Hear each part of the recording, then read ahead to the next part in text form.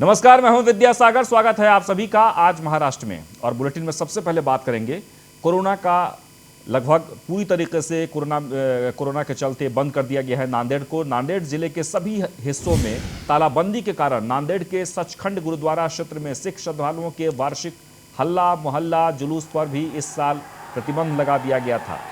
होली और आयोजन के संबंध में गुरुद्वारा क्षेत्र में पर्याप्त पुलिस सुरक्षा रखी गई थी, लेकिन अचानक कुछ सिख भक्तों ने पुलिस पर सीधे सीधे हमला कर दिया। तस्वीरों में आप देख सकते हैं, नांदेड़ की तस्वीर है। पुलिस की गाड़ी में तोड़फोड़ की गई है। पुलिस अधीक्षक के अंगरक्षक सहित 4 पुलिसकर्मी जख्मी हो गए हैं।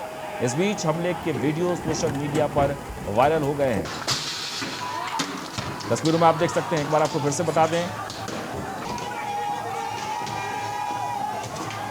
नांदेड़ की यह तस्वीर है जहां पर गुरुद्वारे में बड़ी संख्या में भक्त एकत्रित हुए थे। जुलूस को रोकने के लिए गुरुद्वारा चौक पर पुलिस को तैनात किया गया था, लेकिन अचानक बैरिकेडिंग को तोड़ते हुए सिख भक्तों ने पुलिस पर हमला कर दिया।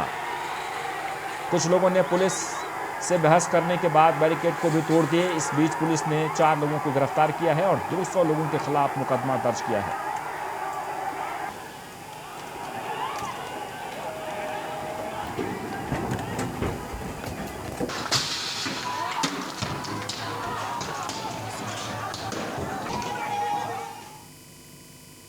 आगे बढ़ते हैं। शिवसेना सांसद संजय राउत ने यूपीए के अध्यक्ष पद पर राष्ट्रवादी कांग्रेस के अध्यक्ष और राज्यसभा सांसद शरद पवार को लाना चाहिए, ऐसा कहा था, जिस पर कांग्रेस के प्रदेश अध्यक्ष नाना पटोले ने कहा कि शिवसेना यूपीए का सहयोगी दल नहीं है, इसलिए उन्हें इस पर बोलने का अधिकार नहीं है।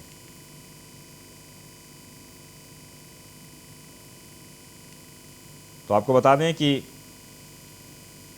कुछ दिन पहले संजय राउत, जो कि शिवसेना के राज्यसभा सांसद हैं और सामना के संपादक भी हैं, उन्होंने सीधे सीधे कहा था कि यूपीए के चेयरपर्सन के तौर पर यानी अध्यक्ष के तौर पर क्यों नहीं शरद पवार का नाम को रखा जाता है, शरद पवार को बनाया जाता है, क्योंकि सोनिया जी बीमार रहती हैं। ऐसे में नाना पटोले, जो कि महाराष्ट्र प्रदेश के अध्यक्ष हैं, अभी अभी बने हैं, उन्होंने सीधे सीधे कहा कि संजय राउत को इस मामले में बयान देने का कोई अधिकार नहीं है, क्योंकि वो कांग्रेस के गठबंधन में हिस्सा नहीं है। हालांकि महाराष्ट्र में शिवसेना, कांग्रेस और एनसीपी के सहयोग से सरकार चल रही है। क्या वहां सब कुछ ठीक नहीं चल रहा है? संजय राउत ने यूपी के अध्यक्ष के बारे में जिस तरह से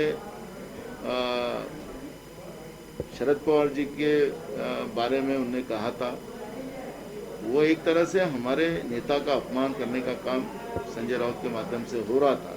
और इसलिए हमने शिवसेना ये यूपी का घटक दल नहीं है, इसलिए उन्हें इस तरह की बात करने का कोई अधिकार नहीं, ये हमने उनको समझाया था। लेकिन तब भी संजय राउत नहीं थमे, तो हमने उनको एक सवाल किया कि आप शरद पवार साहब के प्रवक्ता है और वो तो डिक्लेयर कर देना चाहिए। कल ही आपने देखा हो कि अमित शाह और शरद पवार जी साथ में मिले, ऐसे एक बात आपके मीडिया के माध्यम से सामने आई, तो तुरंत संजय राउत ने ट्वीट किया कि ऐसे कोई मुलाकात नहीं हुई। इसका मतलब है कि संजय राउत शरद पवार जी के प्रवक्ता है, ये सिद्ध हो चुका है। संजय राउत ने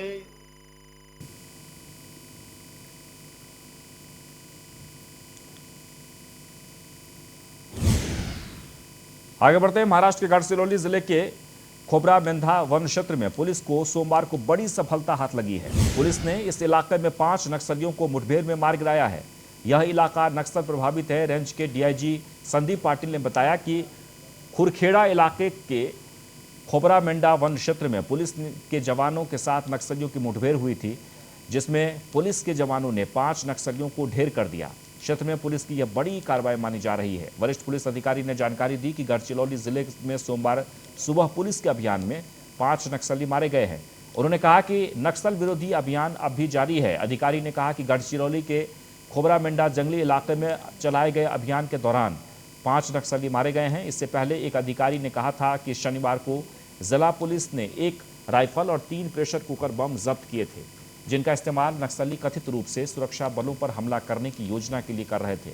गढ़चिरौली पुलिस को सूचना मिली थी कि बड़ी संख्या में नक्सली नक्सल सप्ताह मनाने के लिए यहां जुटने वाले हैं। जिसके मद्देनजर उसके C60 कमांडो ने हेतलकासा जंगली इलाके में शनिवार को नक्सल विरोधी अभियान चलाया।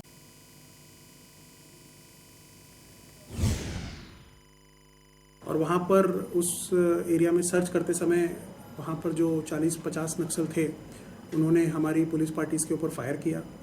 बदले में हमारी पार्टीज़ ने रिटेलिएशन में उनके ऊपर फायर किया। ये चकमक करीब 2 घंटे चली और उसके बाद जब हमने उस एरिया को सर्च किया तो वहाँ पर हमको टोटल 5 नक्सल्स का डेड बॉडी मिले हैं। उनका आइडेंटिफिकेशन एक नॉर्थ गढ़चिरौली का DKZCM उनका सबसे सीनियर लीडर पवन हिचामी उर्फ भास्कर है, एक टीपागढ़ का डिप्टी कमांडर सुखदेव है और 3 अन्य दलम सदस्य हैं। ऐसे सबके ऊपर मिलके 43 लाख का इनाम है। आगे बढ़ते हैं, महाराष्ट्र में कोरोना संक्रमित मरीजों की संख्या में कमी आई है। सोमवार को कोरोना के करीब 31,000 नए मामले दर्ज किए गए हैं, जिसके साथ ही राज्य में संक्रमित लोगों की संख्या बढ़कर 27,45,518 हो गई है। राज्य के स्वास्थ्य विभाग ने यह जानकारी दी है। बता दें कि विभाग के मुताबिक राज्य में सोमवार को कोविड-19 के 102 मरीजों की मौत होने के साथ ही अब तक इस घातक वायरस के चलते 54,283 मरीज अपनी जान गंवा चुके हैं। इसके मुताबिक महाराष्ट्र में 20,854 मरीजों को संक्रमण मुक्त होने के बाद अस्पतालों से छुट्टी दी गई है। राज्य में फिलहाल 3,36,584 मरीजों का इलाज चल रहा है। वहीं मुंबई में सोमवार को संक्रमण के 5,890 नए मामले सामने आए, जबकि 12 मरीजों की मौत हुई है।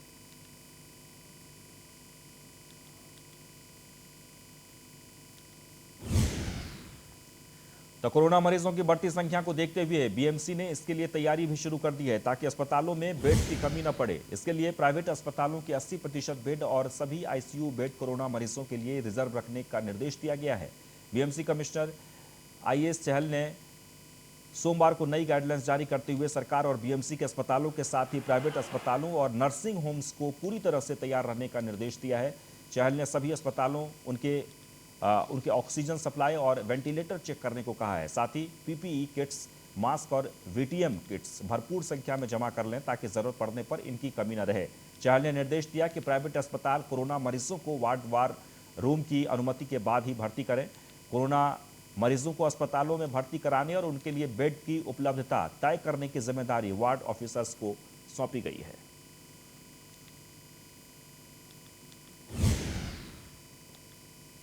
एक तरफ महाराष्ट्र में कोरोना बढ़ता जा रहा है, तो दूसरी ओर लोग भी कोरोना को लेकर लापरवाह दिख रहे हैं। मुंबई के गिरगांव के अलंकार थिएटर के सामने पुलिस की बीट चौकी है, वहीं पर लोग बिना मास्क के घूमते और खड़े नजर आ रहे हैं।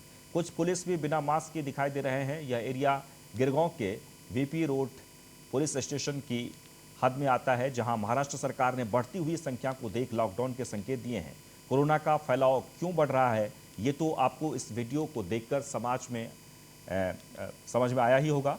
फिलहाल प्रशासन की इस लापरवाही का खामियाजा आम लोगों को लॉकडाउन के स्वरूप में भुगतना पड़ सकता है, और वो यही पुलिस वाले हैं जो लॉकडाउन में सामान्य जनता को बेरहमी से मारते हैं, और वहीं पुलिस वाले खुद कोरोना के नियमों का पालन नहीं कर रहे हैं और दूसरों से भी नियमों का पालन नहीं करवा रहे हैं।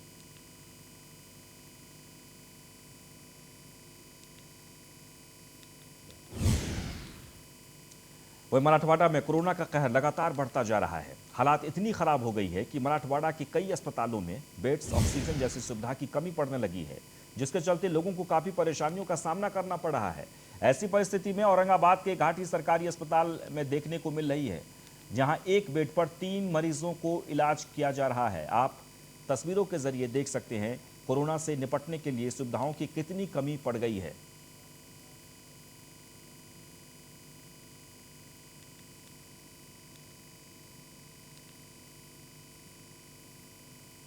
तो मराठवाड़ा की तस्वीर है, जहां पर कोरोना का कहर जारी है। एक एक बेड पर 3-3 लोग, यानी वहां जो व्यवस्था है वो बहुत ही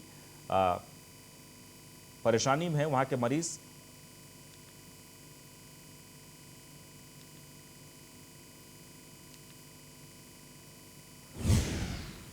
खबर हिंगोली से, जहां कोविड सेंटर में बदसलूकी का मामला सामने आया है। युवक ने महिला कर्मचारियों से गाली गलौज की है। हिंगोली में जिला सामान्य रुग्णालय में बनाए गए कोविड सेंटर से एक घटना सामने आई है, जहां कुछ लोगों ने मरीज के रिश्तेदार बनकर रात के समय सेंटर में घुसकर वहां काम करने वाली महिला कर्मचारियों के साथ गाली गलौज की है। घटना की जांच करने के बाद दोषियों को सजा दी जाए और सेंटर में पुलिस बंदोबस्त किया जाए, ऐसी मांग कर्मचारियों द्वारा की गई है। कोविड सेंटर के अवैध रूप से घुसकर वहां काम कर रहे कर्मचारियों के साथ गाली गलौज की घटना कई बार सामने आ चुकी है और इसी के चलते कर्मचारियों और अधिकारियों की सुरक्षा पर सवाल भी उठ रहे हैं।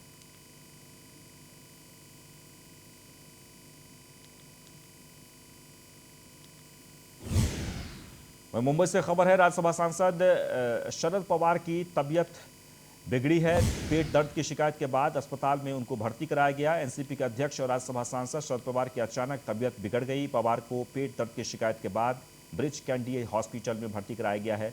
बता दें कि अब उनकी हालत स्थिर बताई जा रही है और वो लगातार डॉक्टर्स की निगरानी में है।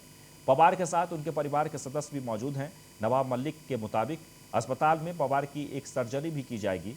इसी के चलते शरद पवार ने अपने कुछ सार्वजनिक कार्यक्रमों को अगले कुछ वक्त के लिए रद्द कर दिया है।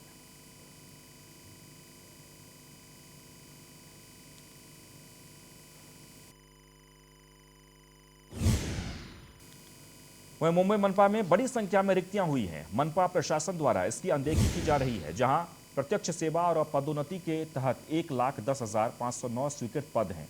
उनमें से 38,128 पद रिक्त हैं। मनपा द्वारा यह जानकारी आरटीए कार्यकर्ता अनिल गलगली को दी गई है। मनपा में सबसे अधिक रिक्त पद 33,043 के साथ श्रेणी सी में है। आरटीए कार्यकर्ता अनिल गलगली ने बीएमसी से स्वीकृत कार्यरत और रिक्त पदों के बारे में जानकारी मांगी थी। मनपा के सामान्य प्रशासन ने अनिल गलगानी को सितंबर 2020 तक उपलब्ध रिकॉर्ड के बारे में जानकारी दी है। प्रत्यक्ष सेवा, तकनीकी और गैर तकनीकी श्रेणियों में कुल 87,140 पद स्वीकृत किए गए हैं और 28,608 पद रिक्त हैं। सी श्रेणी में 10,553 और डी श्रेणी में 15,789 रिक्तियां हैं।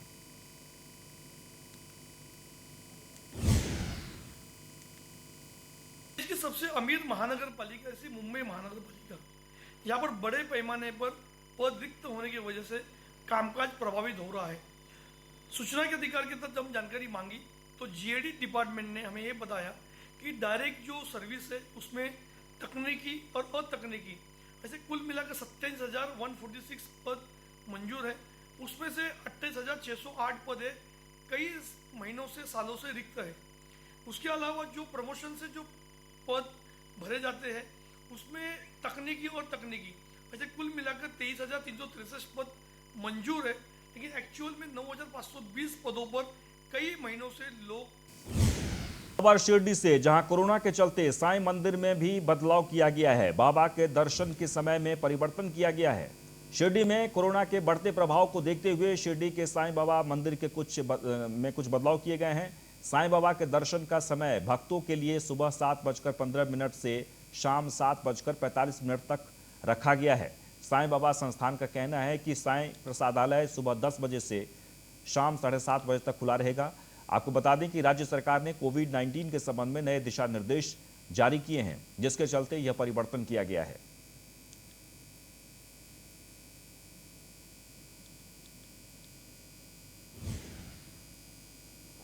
मुकेश अंबानी के घर एंटीलिया के बाहर विस्फोटक से भरी स्कॉर्पियो मिलने के मामले में एनआईए को एक बड़ा सबूत हाथ लगा है। एनआईए को मिले एक वीडियो में सचिन वज़े के साथ काम कर चुका पुलिस अफसर रियाजुद्दीन काजी नजर आया है, जिसमें वह इस केस से जुड़े सबूत मिटाने की कोशिश कर रहा है।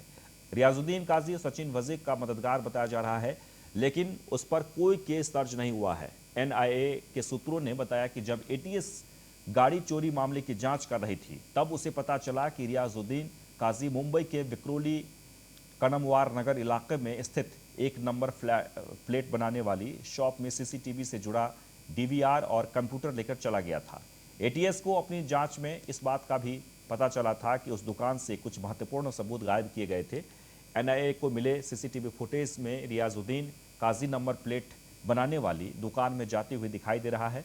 वह दुकान मालिक के साथ बाहर जाता हुआ भी दिखाई दिया है। इस मामले में दुकान के मालिक ने एनआईए को बताया है कि काजी नाम का एक अफसर दुकान से कंप्यूटर लेकर चला गया था।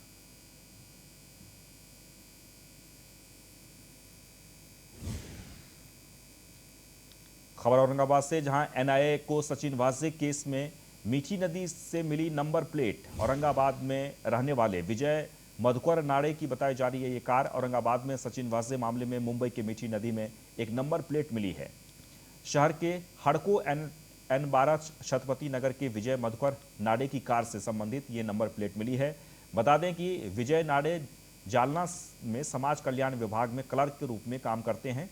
संपर्क किए जाने पर विजय नाड़े ने कहा कि 16 नवंबर 2020 को हड़को छत्रपति नगर परिसर में मेरी कार की चोरी हो गई थी, जिसके संबंध में सिटी चौक पुलिस स्टेशन में मामला भी दर्ज किया गया है।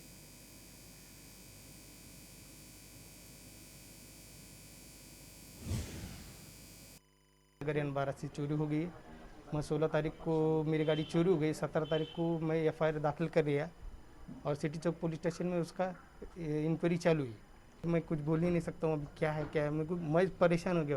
कैसे मेरी यहाँ से गाड़ी उधर कैसे गई चोरी। अभी पुलिस स्टेशन का काम ही सर अगर N12 से चोरी हो गई। वहीं मुंबई स्थित मुकेश अंबानी के घर के बाहर विस्फोटकों के मामले में NIA सचिन वाजे की जांच कर रही है। उसके चलते अब नवी मुंबई के कमोठे इलाके में एक कार कई दिनों से खड़ी है। ये कार सचिन वाजे की है, ऐसी आशंका जताई जा रही है। पिछले कई दिनों से खड़ी गाड़ी का नंबर है MH01AX2627 है। गाड़ी के ऑनर का नाम सचिन हिंदूराव वाजे है। ये कार सचिन वाजे की है, यह आशंका है, जिस पर अब NIA इसकी पूछताछ करेगी।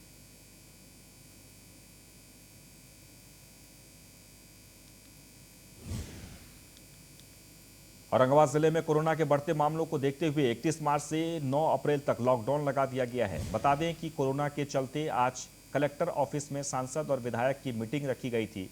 इस मीटिंग में शहर में बिगड़े कोरोना की हालात को लेकर सवाल उठाने के बाद जो भी काम करने से मना करेगा उनका लाइसेंस कैंसिल किया जाए। सभी आदेश जिलाधिकारी सुनील चौहान के द्वारा जारी किए गए हैं।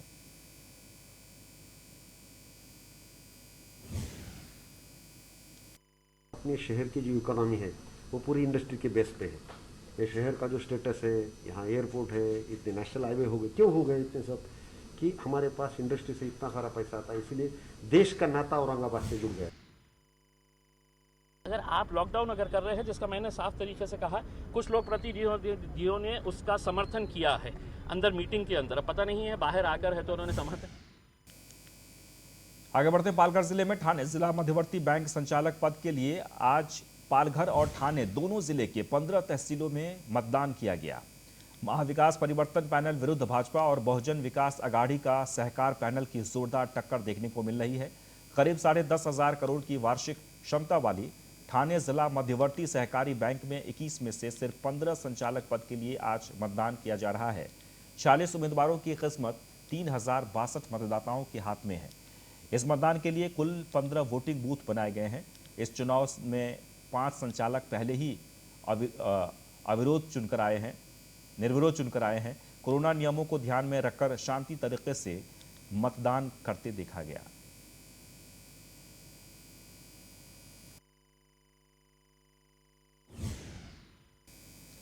वहीं हिंगोली की अगर बात करें तो जिले में 29 मार्च से 4 अप्रैल तक सख्त लॉकडाउन, कोरोना नियमों का पालन न करने पर बड़ी कार्रवाई होगी, यानी कि लॉकडाउन कर दिया गया है। हिंगोली जिले में 29 मार्च से 4 अप्रैल तक 7 दिनों का कड़ा लॉकडाउन लगाया गया है और इसके चलते शहर की पुलिस हरकत में आ गई है। बता दें कि लॉकडाउन नियमों का पालन सही से हो, इसलिए जगह जगह पर पुलिसकर्मी को भी तैनात किया गया है। लॉकडाउन के चलते बेवजह रास्तों पर घूमने वाले नागरिकों पर कड़ी निगरानी रखी जा रही है, साथ ही उनसे पूछताछ भी की जा रही है। जो कोरोना नियमों का उल्लंघन करेगा उस पर सख्त से सख्त कार्रवाई भी की जाएगी।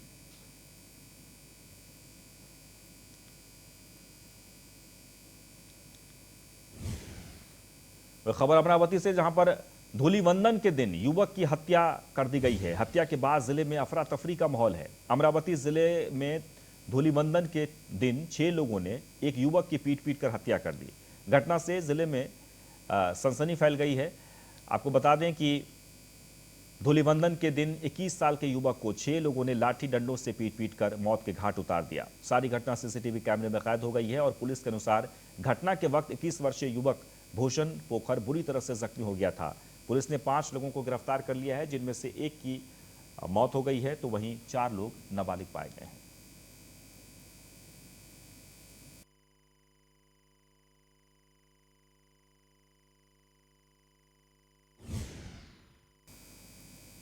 वहीं रायगढ़ जिले के खालापुर तालुका में वाबोशी में बिजली विभाग के 2 कर्मचारियों की एक महिला ने पिटाई कर दी है।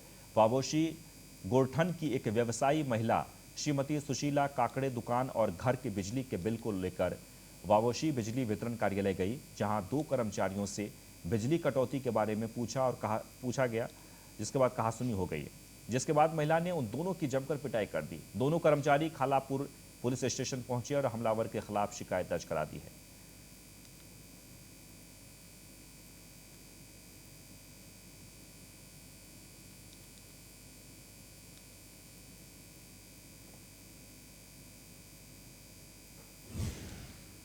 वहीं रायगढ़ जिले के श्रीवर्धन पंचायत समिति के एक कर्मचारी ने अपने कार्यालय में पंखे से लटककर खुदकुशी कर ली है। श्रीवर्धन पंचायत समिति कार्यालय के रिकॉर्ड रूम में कार्यरत नंदकिशोर रूपराव चौहान ने अपने कार्यालय पर खुदकुशी कर ली। चौहान ने पंचायत समिति कार्यालय के अभिलेखागार कक्ष डिवीजन बी के एक कमरे में खुदकुशी कर ली है। नंदकिशोर चौहान ने इंडेक्स बॉक्स पर खड़े होकर पंखे को रस्सी से बांधकर अपने जीवन लीला को समाप्त कर ली है। एक अन्य कर्मचारी चौहान को कार्यालय के काम के लिए देखने गया और उसे पंखे से लटका हुआ पाया। इस घटना की सूचना श्रीवर्धन पुलिस को दी गई। आगे की जांच पुलिस उपनिरीक्षक यूएम खीरट कर रहे हैं। इस बीच खुदकुशी करने से पहले नंदकिशोर चौहान ने एक पत्र लिखा था, जिसमें कहा गया था कि वे घरेलू कारणों से खुदकुशी कर रहे हैं।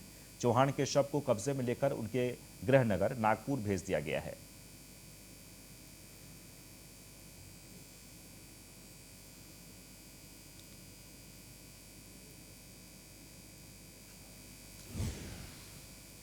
और इसके साथ आज महाराष्ट्र में बस इतना ही, लेकिन आप बने रहें न्यूज़ 1 इंडिया के साथ।